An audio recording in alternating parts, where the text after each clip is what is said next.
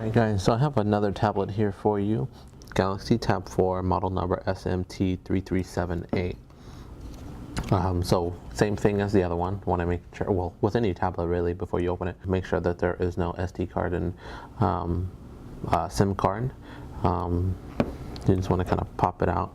I kind of have semi-long nails.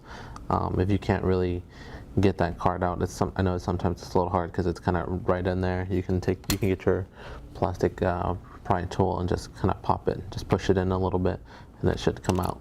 But once you do that, same way with the Tab 4. If you've opened up Tab 4 before, just right in between the silver frame and the back plastic.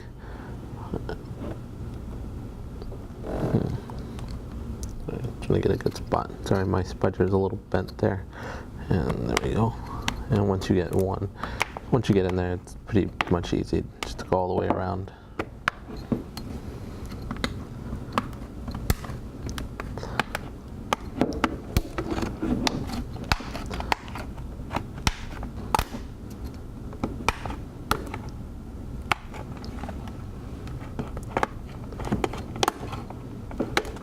And there you have it. The back comes off. I'm just going to go ahead and take the board out, since this is essentially what it was for, was a charging port replacement.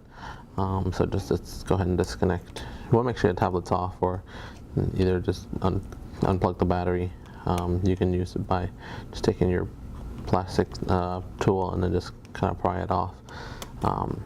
You can use a metal screwdriver. Just be careful that you're not touching the pins. You can actually short it out. But just like any other disassembly, make sure that everything is kind of unplugged. And before you take the board out, and front camera just kind of comes out, back camera same way, it just kind of comes out. You can actually leave them on the board connected. I just like to take them off just in case they get lost. Same thing with the infrared. You can actually leave it on if you want. But I like to take it out so it doesn't get damaged or it doesn't get lost. And one there, and then come off. Just not too magnetized there. Oh, almost there. And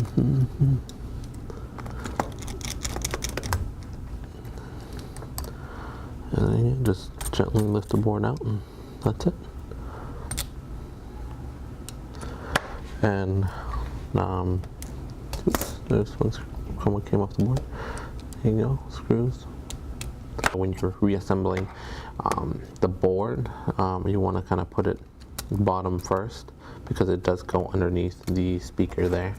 I'm not sure if you can kind of tell, but it kind of goes right underneath this little tab here, and you just want to make sure you put that bottom part first. That way it just kind of slides in underneath it. And there you go, just like that. Fits good. Because if you put it top first, you're gonna have a little bit of trouble trying to put that in. You can take the speaker out. You can just pry it off. Just wedge it right there, and it should just come right out. Oh, almost lost it. There you go. And that's it. And you can just put it in, and then put your speaker right back in over the board there, and plug it in, and that's it. You'll kind of hear it click. You got it in there.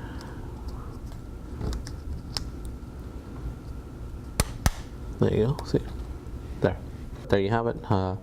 Disassembly. If you want to change any of the parts, the glass on the front is just like any other. You just heat it up with a heat gun if you've got one. They're very inexpensive. And just go through with the spudger to lift it out a little bit. If you're trying to save it and you're only trying to change the LCD, sometimes the LCD does just break and the glass does not. You can try to save it. You can use the metal spudger just to kind of lift it up and continue heating it up, and then you can use like a playing card. I don't like to use the paper ones. They tend to rip really easy.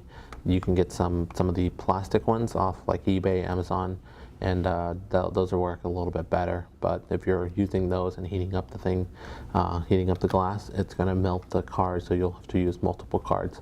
That's one advantage to the paper ones.